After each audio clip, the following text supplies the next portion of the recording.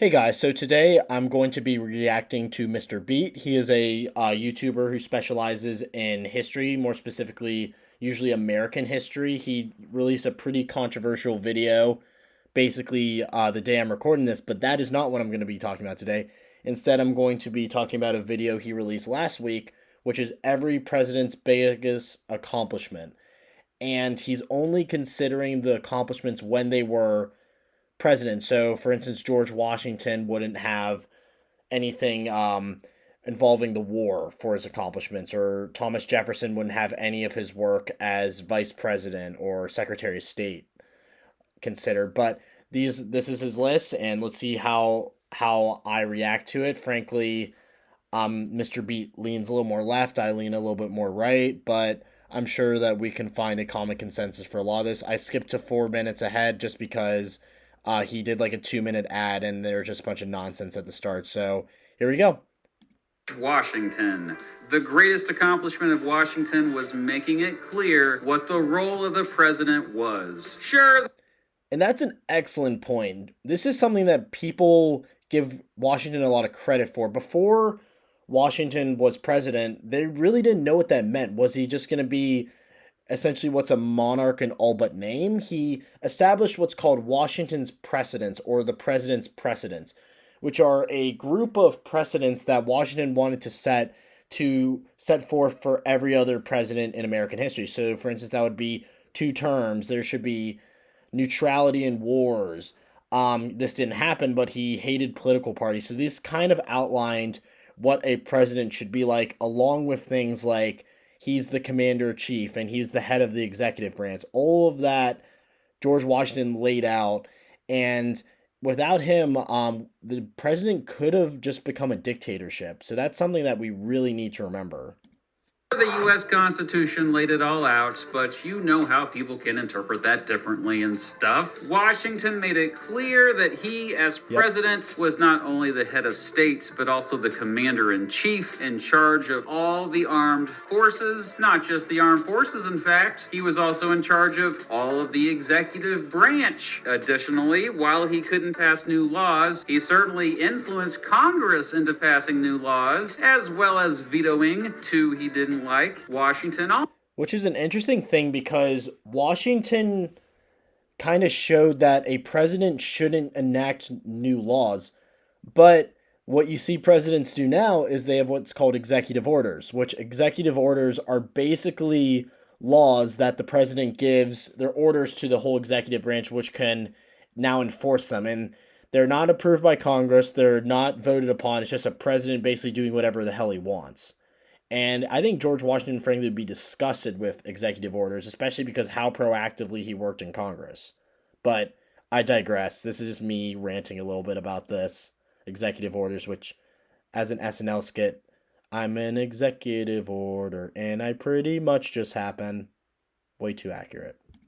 Also made sure the president, as head of state, was the lead spokesperson for the entire country. Even more specifically, though, the greatest thing that he did while in office was quit.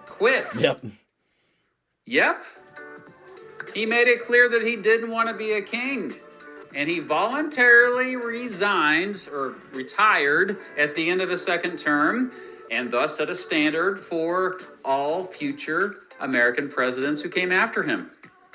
Except for Franklin Roosevelt. I guess technically Teddy Roosevelt also ran as well under the Bull Moose Party, tried to get a third term, but Grant's another one. But FDR served 4 terms until he finally died.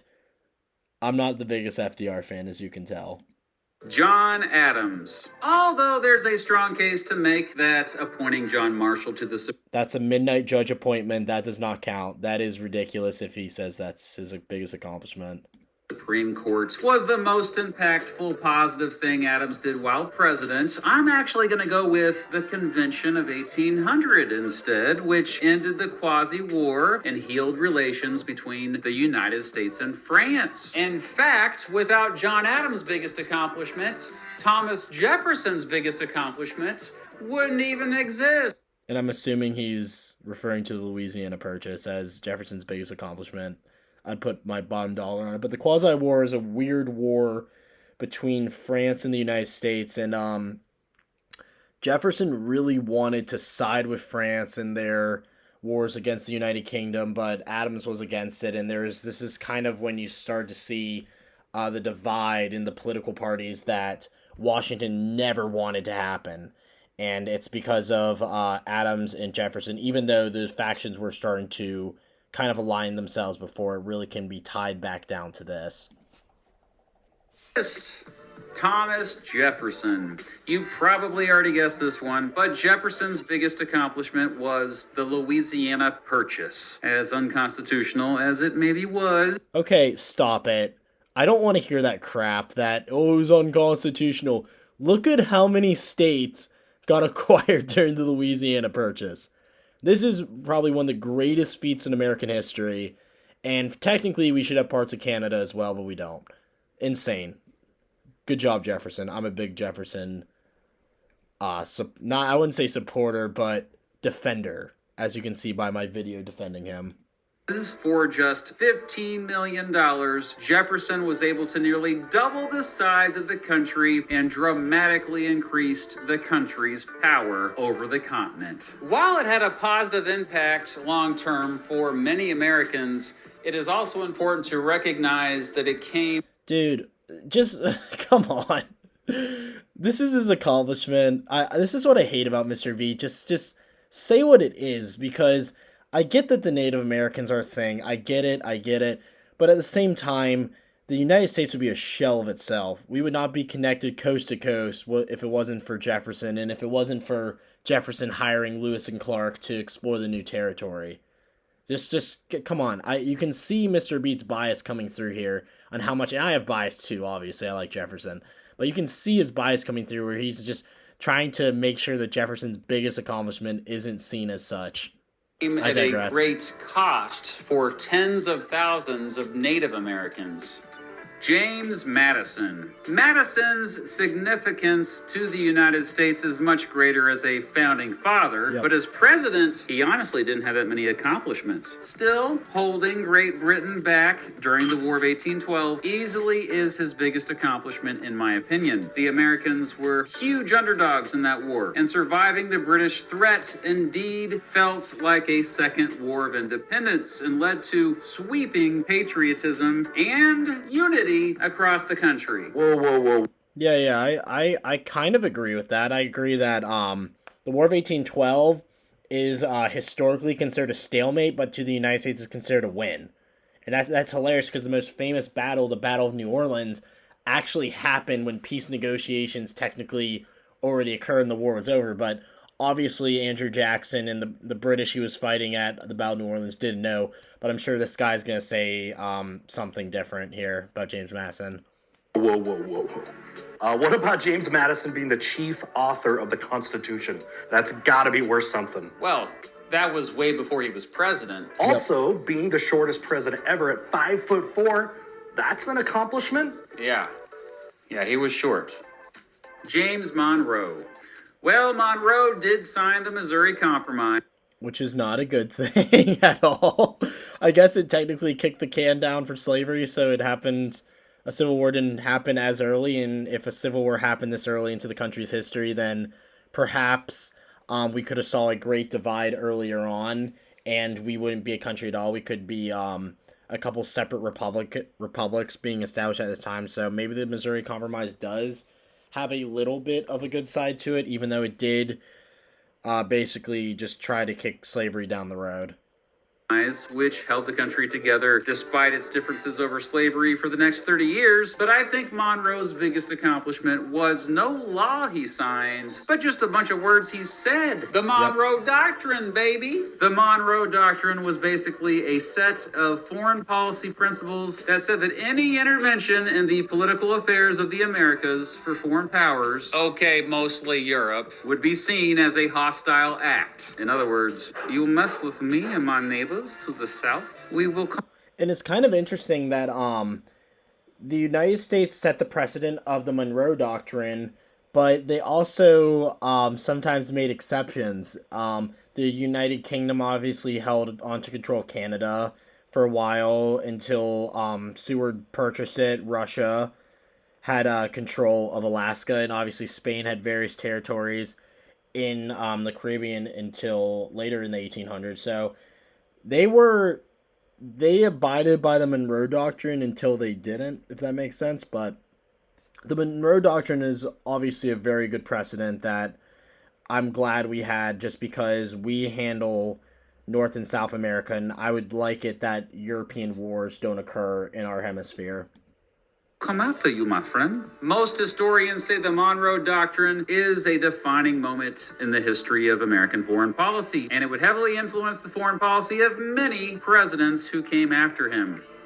So his greatest achievement is intimidating foreign countries. Yep. How American. How American indeed. John Quincy Adams. Infrastructure FT. So John Quincy Adams is probably never should have been president because he won on the corrupt bargain. But when it comes to John Quincy Adams, he's also probably the most experienced president in United States history. Before he became president, he was the definition of a DC insider. He literally worked for the government since he was like 14 years old. He served as the minister to Russia, he served as the minister to France, he served as minister everywhere. He worked for his father, who was obviously John Adams. So John Quincy Adams has a very, very illustrious political career before he's elected president. W. Adams was greatly influential through his ambitious infrastructure projects to keep the country connected, in particular presiding over big repairs and further construction on the national road and the creation of a bunch of new canals. Andrew Jackson. I'm going to call it before he even talks about it. Mr. Beat's going to bring up Native Americans, even if it's like Jackson gave all white people the right to vote for universal white male suffrage, or he reduced the national debt to zero. Those are two accomplishments he should consider, and they have nothing to do with Indians. So let's see if Mr. Beat can not say that Andrew Jackson had an influence on Indians. Jackson is the only president in American history to pay off the national debt. When he first took office, the national debt was $58 million. 6 years later, he was able to limit the spending of Congress so much that it was down to zero, and there was a surplus. So what did Jackson do with all the extra money that came in? Well, he divided it evenly between the states, of course. Martin Van Buren. I'm impressed, Mr. Beat. You defied my expectations there. I thought he was going to mention the Trail of Tears somehow. Van Buren. Van Buren's also the only president in American history who English is not his first language. I think that's fascinating. Helped in the Aroostook War between settlers of Maine and New Brunswick. Bet you didn't know that, did you? I've actually never heard of that war. That's fascinating. I might do a Small Wars episode on that now. The Aroostook War. Huh? And those mutton chops. William Henry Harrison. Oh, gee. There's nothing to say. He was president for like 2 months. Here it is. Well, his biggest accomplishment as president for those 31 days was his great inauguration speech. Got him killed. The one in which he famously wore no coat and spoke longer than any other president at their inauguration in history. Oh, I know. Appointing Daniel Webster as Secretary of State. That was an excellent choice. Woo. John Tyler. I would say Tyler's biggest accomplishment was the annexation of Texas. He was a big reason why Texas joined the United States. And remember, it was an independent country at the time it did so. A shout out to Tyler, Texas, by the way, a city named to honor him. See, I've always learned that Polk was the one who annexed Texas, and Tyler didn't really have as much of an influence on annexing Texas as Polk did. And that's really seen as his main feat in during his presidency. And Tyler was more of a lame duck figure. Perhaps my history is wrong there, but as a North Carolinian, we take some pride in Polk, and that's what I've always learned about him, is that he's the reason why Texas is part of the country. James Polk. While I don't entirely approve of how he did it, overall, Polk's biggest accomplishment was acquiring more territory for the United States than any other president in history. Kind of a big deal. First, through carrying out the annexation of Texas. See, yeah, I knew it. I knew Polk annexed Texas. I don't think Tyler had that much of an influence on it. Next, through aggressively getting the United States involved in a war with Mexico that got the country all of this out. And I don't see what's this revision historians just saying, oh, we shouldn't have gone to war with Mexico. Dude, we got California out of this. Who cares? Like, who cares that we went to war with Mexico? I think that's insane, and I think that Polk should be applauded for going to war with Mexico and acquiring some of the most important land in the world. California Gold Rush happened because of Polk. The reason why we have Apple in Silicon Valley, because of Polk. Just saying. Who cares if we went to war with Mexico for a few years? Out here and finally negotiating a treaty with Great Britain to secure Oregon Territory. Sea to shining sea indeed. 54 fighter fight. Polk was also It's a history joke. subject of They Might Be Giants' most underappreciated song. Well, I mean, I wrote a song about Polk too, you know. I wrote a song about all the presidents. Zachary Taylor. I would argue that Taylor's biggest accomplishment was making sure California. I agree. That's an awesome accomplishment. I think that Zachary Taylor, he didn't have much experience. It was mostly military experience before becoming president, but that is certainly a feat that we do not discuss too much. California would be admitted to the Union as a free state. Although he was a slave owner himself, he was against the expansion of... And actually a very interesting thing that's rarely talked about, California sent one slave state senator and one free state senator, but there are also talks about perhaps dividing California in half or dividing California into basically 4 states to maintain the balance of slave and free state at the time. And I think that is very interesting that California was admitted as a free state, considering parts of it technically are below where the Missouri Compromise line would have been. So dividing it in half would make sense if it would have been half slave state, half free state. But I guess a new compromise had to occur when they admitted California into the Union as a free state, which was the one free state senator and one slave state senator. Of slavery out west. And as more and more Southerners threatened to leave the Union over the issue of slavery, he increasingly sided with the anti-slavery Northerners during his presidency. Because of him, California skipped over becoming a federal territory because he knew otherwise Congress would just endlessly fight about whether or not slavery should be legal there. Millard Fillmore. Handsome guy, Millard Fillmore. People don't give him credit for that. Keep in mind, this is like 1840s, 50s. Millard Fillmore, not a bad looking dude. Fillmore and his Secretary of State, Daniel Webster, organized and sent out the Perry Expedition, which... The Perry Expedition basically opened up Japan for the United States. So, with lack of a better way of explaining it, they basically sent a big gunship to the Japanese Bay and said, you're going to trade with us. And it opened up Japan to the United States for trade, which prior to the Perry Expedition, Japan were isolationists for centuries. And basically, Japanese goods are some of the rarest in the world just because they refused to trade with Westerners. And they were just complete isolationists. So this opened up Japan for the rest of the world. I think that's a really excellent accomplishment that's never talked about. Opened relations between Japan and the outside world. The expedition ultimately led to an end to Japan's 220-year-old policy of isolation. Not only did it lead to diplomatic relations between Japan and the United States, but it also led to diplomatic relations with Japan and most of Europe. Franklin Pierce. How about the Gadsden Purchase? I have no idea what that is. The Gadsden Purchase. This seems like another obscure thing I should do a video on. Why haven't you done any jokes about the Gadsden Purchase?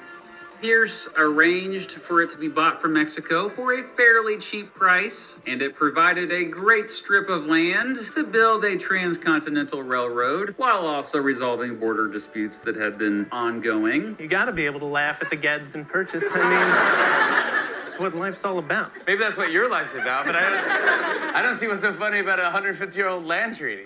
Just look at all the comedic possibilities. I mean, you got The Gadsden. What an obscure part of American history. Franklin Pierce, hello. James Gadsden, not to mention topographical issues regarding the construction of the Transcontinental Railroad. I mean, the jokes practically write themselves.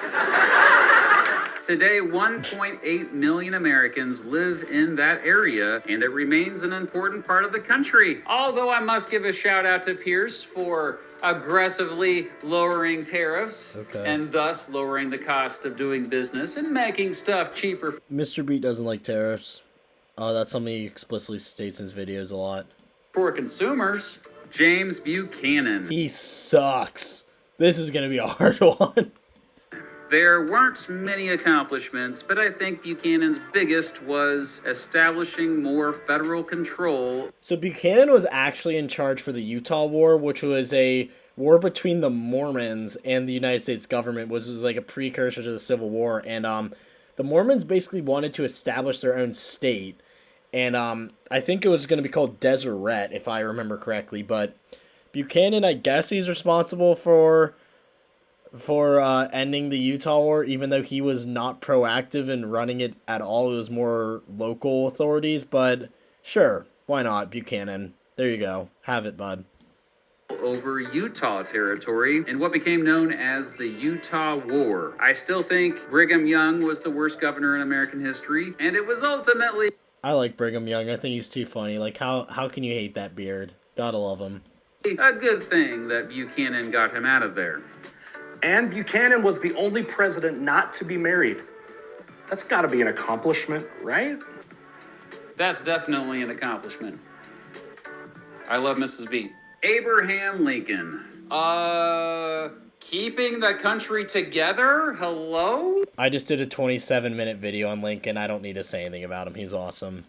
In addition to preserving the Union with his leadership during the Civil War, I'd say Lincoln's biggest accomplishment was ending slavery. First, with his Emancipation Proclamation, and second, with everything he was able to do behind the scenes to get the 13th Amendment passed, as seen in the wonderful film named The 13th Amendment. That's no, it's called Lincoln.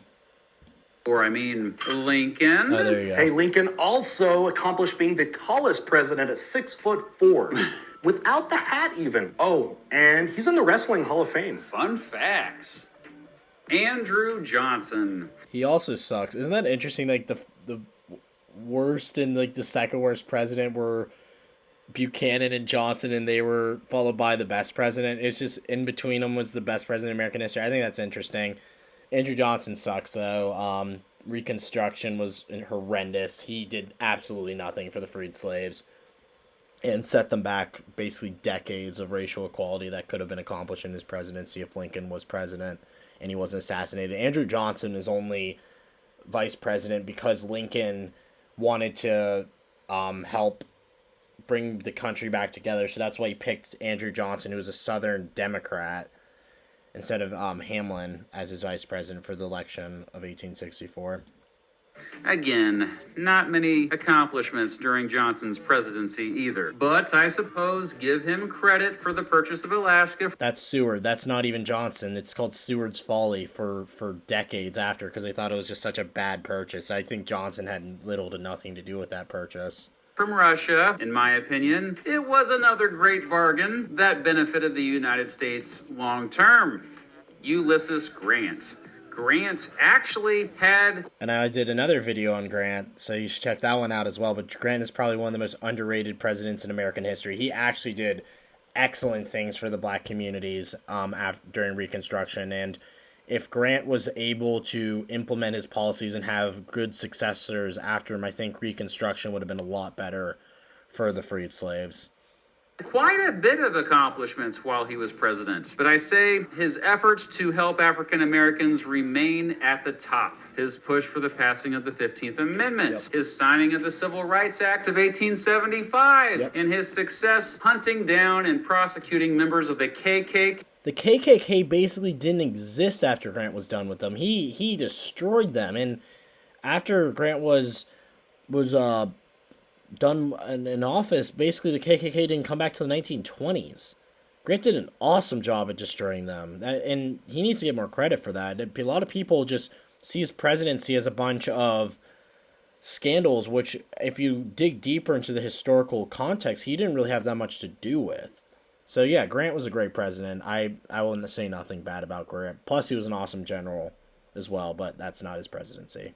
Okay, during Reconstruction, make him one of the strongest allies of African Americans during the 1800s. Rutherford Hayes. Hayes' biggest accomplishment was getting the ball rolling with civil service reform, instead of giving federal jobs to his political... I disagree, because this actually started in Grant's administration.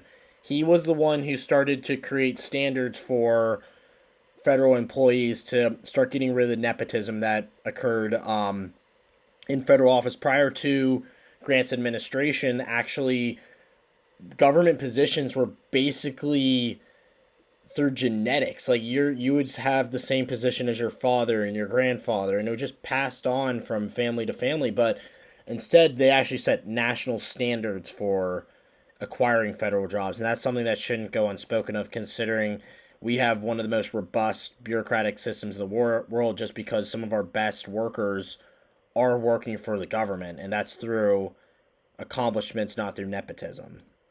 Supporters, he had a policy of giving them jobs based on whether or not they were, wait for it now, qualified. And when Congress was slow to act on civil service reform, Hayes issued an executive order that prohibited federal office holders from having to make campaign contributions or being politically active in order to work in the federal government. That's pretty good. James Garfield.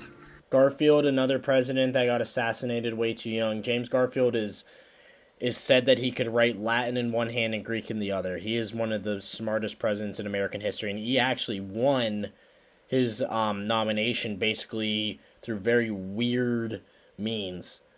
And he was not considered to be the main choice at the Republican convention, but he was also everyone's second choice, kind of like Lincoln. So Garfield, pretty good president who got shot down way too young.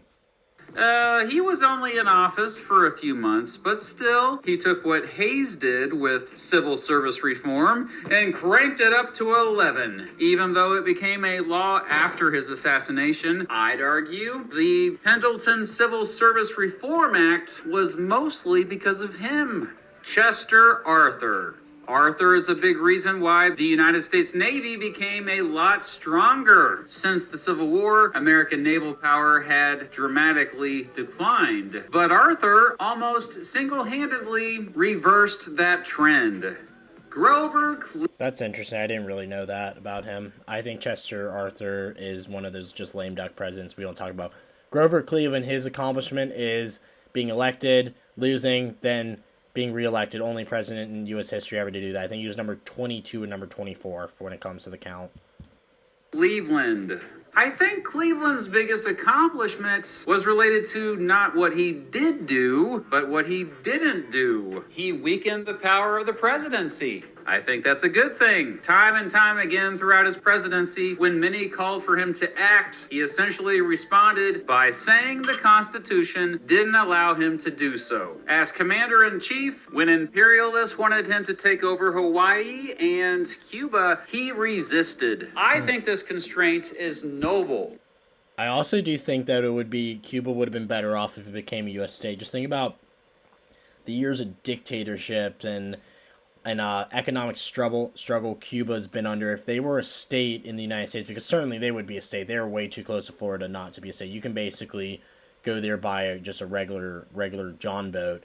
But Cuba would have been better off. They wouldn't have to go through a communist dictator, and they would be American citizens right now if we were able to annex Cuba, which was an idea for basically the 1820s of annexing Cuba. Unfortunately, the idea came because they wanted to expand slavery, but same time, not a terrible idea to annex Cuba. They would have been a lot better off right now. Like, if you go there, it's basically in the 1950s and 60s still. And you just don't see it with very many American presidents. Benjamin Harrison. Hands down, Harrison's biggest accomplishment was signing the Sherman Antitrust Act, which was the first big law to fight trusts, monopolies, and cartels. And I don't think people realize how big a deal this was, because at the time, you had one option for a lot of things. There would be like Standard Oil. Standard Oil would own the whole oil industry, and they could charge lower prices, which would just weed everyone else out. And imagine if this precedent went on late into the 20th century, that we would only have one choice for everything. It would be a disaster, because none of these companies would have any incentive to get better what they're doing, just because they know that they're the only option. And simultaneously, because they know that they're the only option, they wouldn't do things like create safety standards. They wouldn't provide the best product for us. So the Sherman Antitrust Act is a really good piece of American legislation that is almost never talked about by history teachers, but I'm glad that Mr. Beat brought this up. So far, Mr. Beat's bringing up a lot of points. I think with the exception of Jefferson, he's done an awesome job with this video. In order to increase economic competitiveness. William McKinley. Many don't realize this, but McKinley set the stage for the Panama Canal existing. The Panama Canal is very interesting because it's part of the United States, but it's also not part of the United States. We had like a 99-year lease on it, and I'm pretty sure we gave that up. But the Panama Canal is basically one of the greatest feats of all time. If there are wonders of the world, the Panama Canal should be one of them, just because of how important it is. It's literally, before you would have to go all the way around South America, which would take months. This just made the process so much quicker, and is the reason why so many shipments are able to get to the United States, the eastern part of the United States, or the western part. And it's a great asset to have, and I wish the United States still owned it, frankly. Very hands-on in the planning process, even though it wouldn't be completed until 13 years after his death. Theodore Roosevelt. There were so many big accomplishments during... I'm going to go with National Park Service. That's my favorite one. Teddy's presidency, but I'll go with his influence and signing of both the Federal Meat Inspection Act and the Pure Food and Drug Act. Interesting. Those are good ones as well. Those are actually really good ones, because before this, there was no standard for what meats were allowed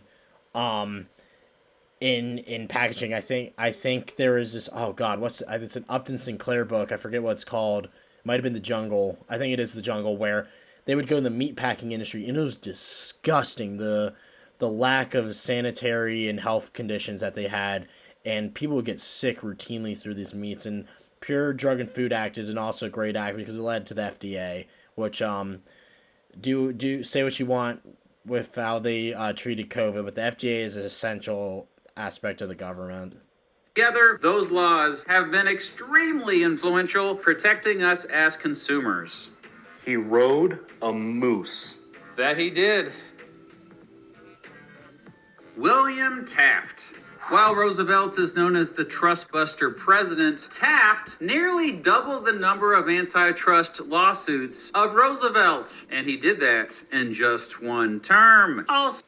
Also, Taft, the bathtub story is not true, so there's that as well.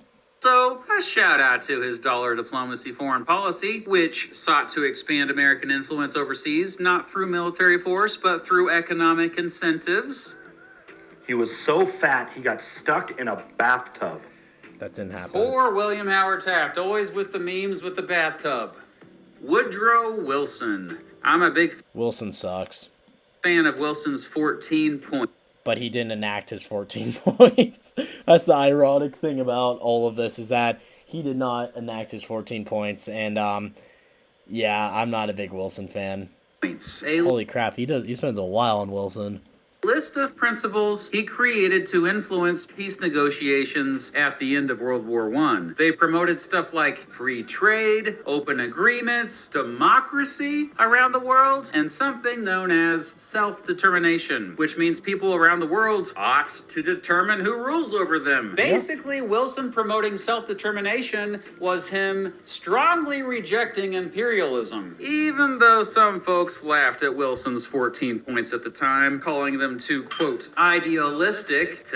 And honestly, Wilson saw himself as like a Jesus figure, which I think is kind of hilarious. Today, they are mainstream ideals, which ultimately are a big reason why the United Nations exists. Okay, yes, Wilson was instrumental in creating the League of Nations, but simultaneously, the United States never joined the League of Nations, which, if the United States joined the League of Nations, then they could have helped in big conflicts like Japan invading Manchuria or Italy invading Abyssinia. If the United States' presence was in the League of Nations and those powers knew that the United States could act with the other European powers who, frankly, didn't want to act to prevent another world war, I don't think many of these arbiters that forced World War II to happen would have happened.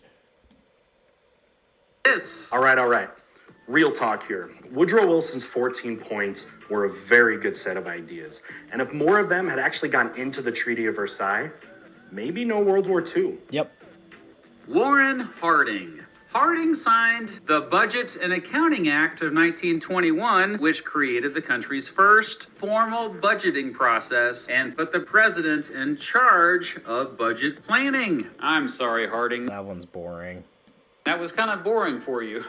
Calvin Coolidge. I think Coolidge's biggest accomplishment was signing the Indian Citizenship Act, which recognized that any person born in the United States was a citizen. It was passed after... That's actually really cool. Calvin Coolidge in libertarian circles is known as the president who didn't do anything, and that's why people love him.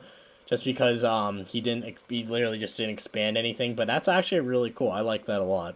For years, courts had not recognized Native Americans as citizens and therefore not protected by the U.S. Constitution. Herbert Hoover. I just don't know. Hoover's not giving me much to work with, okay? I guess the 3 Supreme Court justices?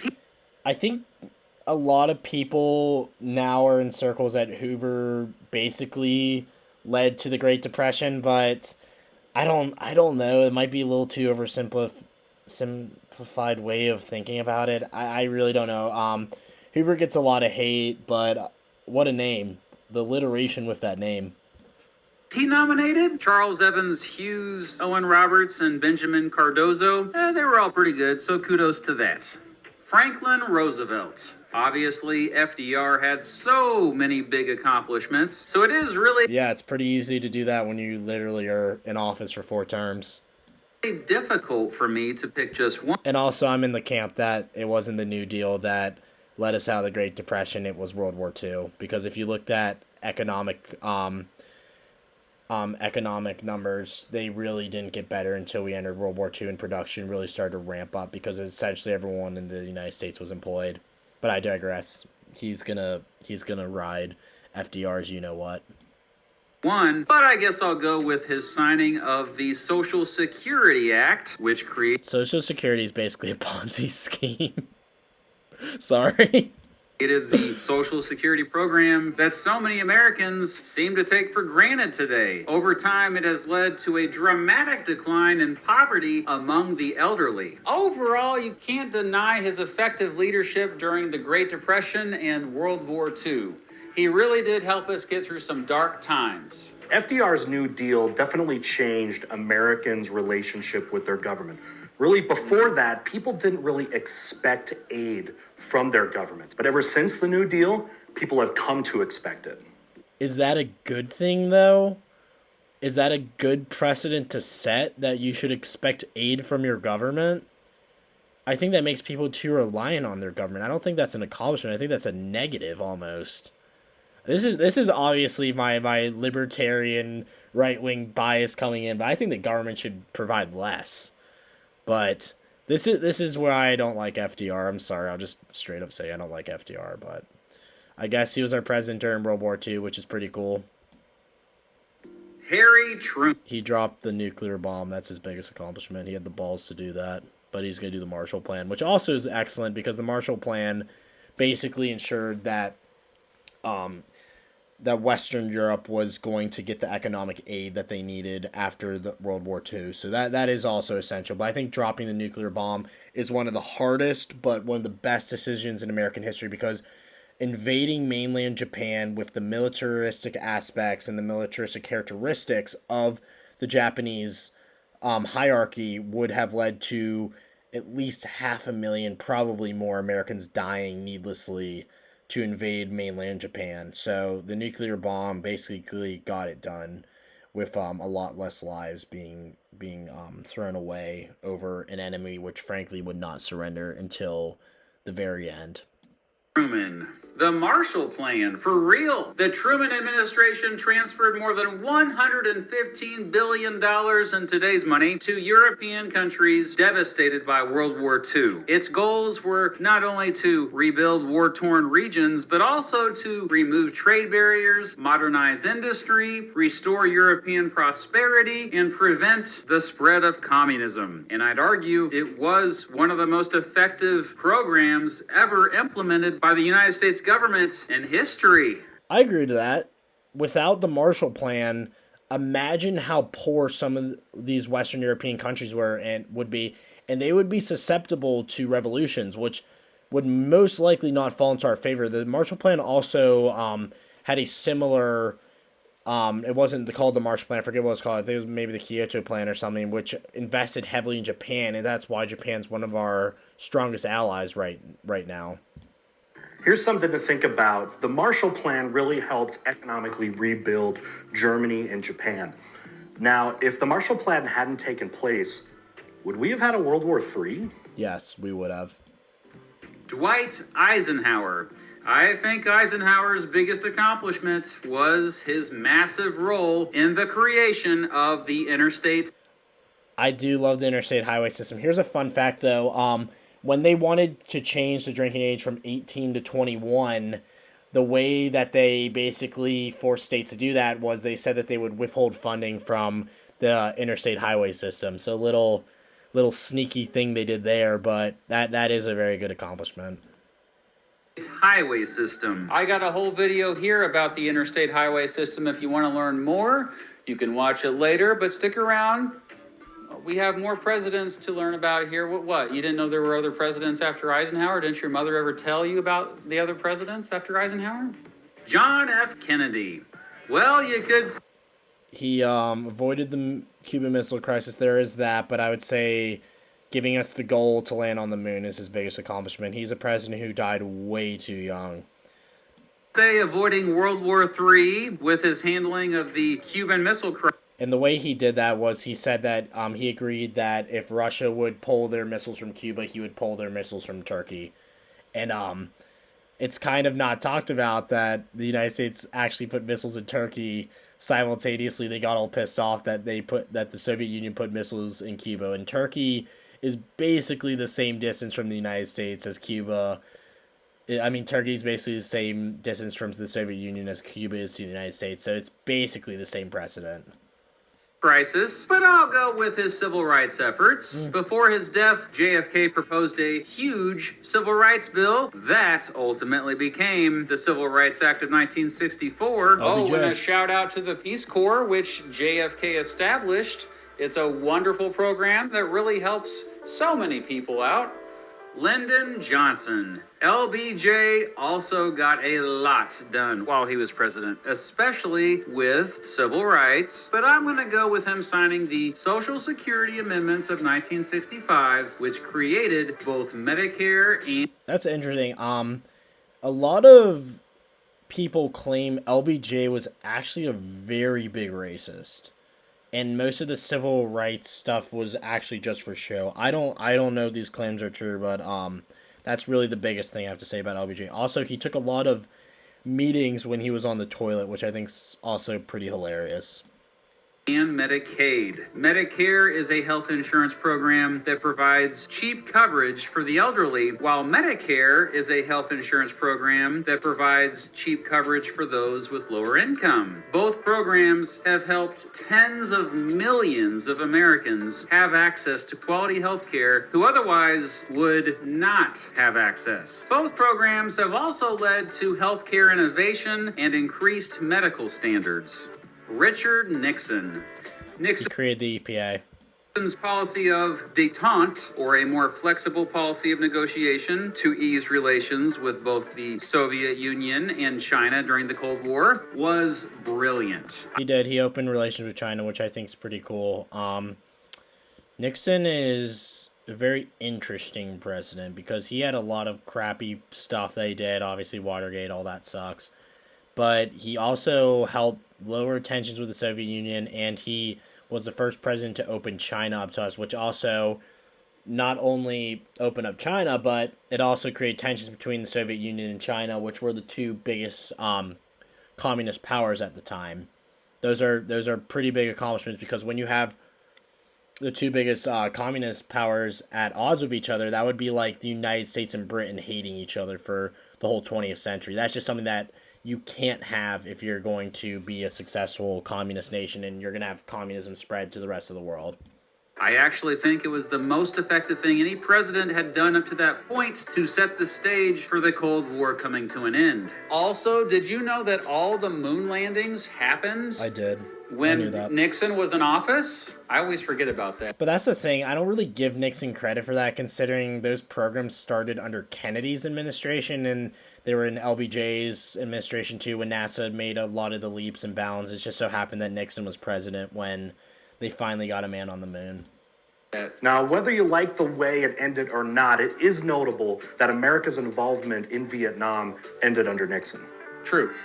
But Nixon also helped push the war forward because he intentionally told the South Vietnamese government, you shouldn't negotiate peace terms right now. Once I get elected over LBJ, I'm going to give you a much better deal. And he let the war drag on for years after he supposedly was going to give him a better deal. Gerald Ford is also the only president in American history never to be elected. Fun fact. Gerald Ford. How about the Privacy Act of 1974? Ford signed that. It's one of the few laws in American history that even attempts to protect the personal records of Americans from being exploited by the government. Jimmy Carter. I'd say the biggest accomplishment of Carter while he was president. He put solar panels on the White House. That's kind of cute. Is something usually attributed to his successor, Ronald Reagan. Which is the Iran hostage crisis. I think technically Carter negotiated their release, but part of the deal was Carter had to leave office before they were released because they didn't want to give Jimmy Carter any credit for it, which I think is kind of hilarious by the Iranians. And that is also true that Reagan's given the credit for it. The deregulation of several industries. Oh, I guess it's with that. Carter signing of the Airline Deregulation Act, the Motor Carrier Act, the Staggers Rail Act, and the Depository Thought he's going a different direction with that one. Institutions Deregulation and Monetary Control Act. He helped make markets become more competitive than arguably most presidents before him. Say what? Ronald Reagan. Mr. Gorbachev, Tear down this wall. Reagan's biggest accomplishment was convincing the world that the Soviet Union was a failed state, and he indeed was a big influence on the fall of the Soviet Union. You can't deny that. His relationship with the Soviet leader... His relationship with Gorbachev was actually kind of funny because they became friends. I think Gorbachev attended Reagan's daughter's wedding or something like that. It was just very, they actually became buddies. I think that's kind of great in a weird way. Kyle Gorbachev was particularly an instrumental part of this. George H.W. Bush. Although you could say the Gulf War was quite a smashing success as far as wars go, I hate to say a war is his biggest accomplishment. But at the same time, the Gulf War was an accomplishment. Obviously, they got Saddam Hussein out of there, but if Bush would have pushed on, they probably could have taken Iraq, and there would have not been an Iraq war, and there wouldn't be all this stuff that his son would have to deal with. So he could have pushed on, but I don't know. I don't want to play revisionist history right now. Accomplishment. So I'll go with Bush's signing of the Americans with Disabilities Act of That's a great act. Nothing else to say about that. That's a pretty good accomplishment. 1990. I feel like it's about to get so much spicier because after this, it's Clinton and then Bush and oh Lord, this is going to get ridiculous. Which has led to I wonder what he's going to say about Trump. dramatic improvements regarding access and accommodations to public services and facilities for those with disabilities. This is another law we greatly take for granted today. Bill Clinton.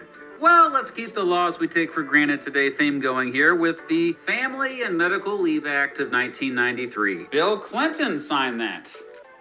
Well, he did. His biggest... No, I'm not going to make that joke. It makes Too easy. Sorry. it so that employers have to provide employees with job-protected, unpaid leave. You know what? I'm going to stop here because I don't want to get into politics too much about this. I frankly should have stopped as soon as Eisenhower was done, but there you go, guys. Those are every president's biggest accomplishment. If you like more videos like this where I react and give you a little bit more of my historical perspective and start to expand it a bit, remember to like and subscribe if you want more reaction videos. I don't know what I'm going to be doing for my new In Defense of video, so if you have any suggestions, please let me know, and I will be happy to make an In Defense of them. But yeah, just remember to like and subscribe. Thanks, guys. Have a great day.